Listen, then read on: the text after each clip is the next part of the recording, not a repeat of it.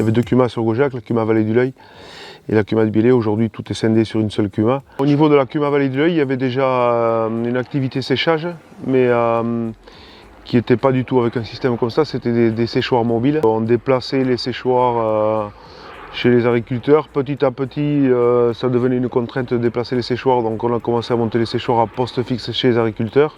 On a réfléchi à un outil un peu plus fonctionnel, et à faire un outil vraiment à poste fixe pour nous faciliter les conditions de travail, la manutention et les volumes qu'on pouvait faire aussi, puisqu'avec des séchoirs mobiles on était quand même limité. 5 au départ, et après on est arrivé à 9 pour boucler le projet, quoi. On est arrivé à peu près à un volume sur 300 hectares à peu près. La base du projet ici, c'est quand même le foncier. On a eu la chance d'avoir un agriculteur dans le groupe qui était intéressé par le projet pour vendre à la cuma un terrain, quoi, parce que sans foncier on ne peut rien faire. C'est un modèle à recirculation qui fait ses cycles de remplissage, séchage, vidange chaque fois. Et après, on a pris un boisseau de chargement pour pouvoir récupérer la récolte, soit directement depuis le séchoir, soit depuis les cellules. Et on a mis en place un stockage pour 2000 tonnes, un pont bascule, donc pour forcément peser ce qui rentrait. Et après, on est parti plutôt sur une option de faire une grande fosse. Donc c'est une très grande fosse profonde, dans laquelle on peut mettre 100 tonnes environ de récolte. Cette fosse nous permet aujourd'hui d'avoir un peu plus de souplesse, de savoir que le soir, quand on a rempli la fosse, le lendemain, on peut revenir tranquillement jusqu'au matin. Le séchoir continue de tourner en se prenant le maïs directement dans la fosse. La batteuse, elle marche en adéquation avec le séchoir. La fosse de 100 tonnes plus, on a 3 remorques de 15 tonnes. C'est un peu le rythme des volumes qu'on récolte à la journée en machine, quoi. Voilà.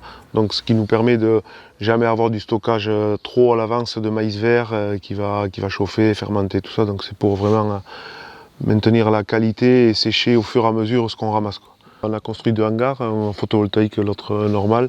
Pas que pour le séchoir, c'est pour toute la cuma, pour stocker du matériel dedans. En profitant de faire des hangars, on a fait une petite aire là, plus haute là, pour pouvoir éventuellement, s'il y a des jours de pluie, se stocker un petit peu de maïs. Dans les premières années, on a mis en place une rotation d'équipes. Dans chaque équipe, on s'arrange, l'un il va à tel moment, l'autre à tel moment. Aujourd'hui, on est 3 par équipe. Il fallait quand même avoir un peu de présence quand on expédie et en même temps qu'on sèche. Il faut de la surveillance pour voir la qualité du grain, pour voir l'humidité, faire des contrôles assez réguliers. On se rejoint tous ici, souvent. Même ceux qui ne sont pas d'équipe, on prend le café, on fait le point. C'est un peu le planning aussi. L'organisation pour la batteuse, on parle un peu de tout ça.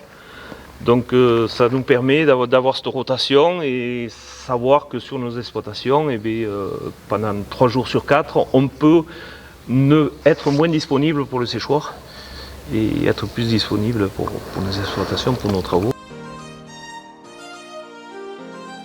Quand on est arrivé ici, ça a été un confort de travail pour nous, c'était le jour et la nuit, puisque avant on avait énormément de manutention avec nos séchoirs mobiles et on se levait à 3 h du matin pour vider, pour remplir et tout. Et on se rend compte que ça structure beaucoup mieux nos exploitations aussi. La configuration avec le boisseau sur le pont bascule, c'est très important, ça fait 3 ou 5 eurotonnes de plus. Oui.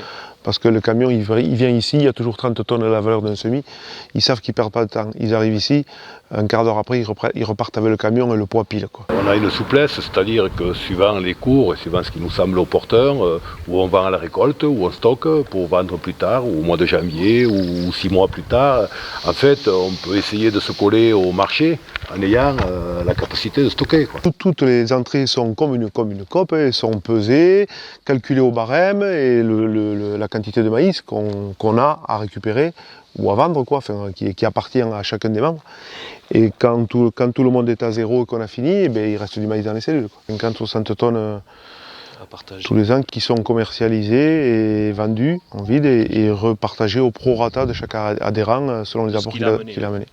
Il y a aussi un certain attrait du fait qu'on ait l'outil amorti. C'est vrai qu'aujourd'hui il y a moins de charges. Il faut accepter de ramasser sur une durée, sur une période plus longue. Il faut accepter d'être pendant 6 semaines, de faire partie des rotations et de venir donner sa part de main-d'œuvre dans la campagne et en dehors de la campagne. Parce qu'en dehors de la campagne, il y a quand même aussi des camions à expédier, il y a de l'entretien, il y a du nettoyage. On a vite compris que l'intérêt aujourd'hui c'était par rapport aux frais de séchage que nous facturaient les OS, si on pouvait travailler à ce prix-là. Et en plus stocker notre maïs et avoir un peu de liberté sur la vente, de le vendre quand on voulait et l'utiliser pour nos exploitations aussi. On peut stocker chez l'Ouest, mais bon, Oui. ça a un coût. Ouais, voilà, il y a cet aspect-là aussi financier. Il n'y a pas de liberté de choisir son acheteur aussi quand on stocke chez quelqu'un d'autre, quoi. Parce que là, le stockage, c'est dérisoire ce qu'on facture par rapport à un OS, quoi, hein. C'est un outil qui peut fortement intéresser un jeune agriculteur aujourd'hui, enfin, ou jeune ou moins jeune, hein. Sur l'aspect financier, quand même, il y a quand même un petit peu d'argent à gagner à rentrer dans un outil comme ça, quoi. Je pense que c'est des paris sur l'avenir qu'il faut faire, hein. Ça permet une autonomie, et quand on est autonome, on est toujours plus fort, d'après moi, hein. Il faut que ce soit un projet matériel où il y a un intérêt économique, mais il faut aussi que ce soit un projet humain, quoi. Il y a des nouveaux adhérents qui sont rentrés depuis 4-5 ans et eux, ils ont trouvé au niveau du groupe du séchoir un lien social, Ouais. qu'ils n'ont pas dans leurs exploitations. Nous, on l'a créé, l'outil, maintenant c'est à la future génération de se l'approprier.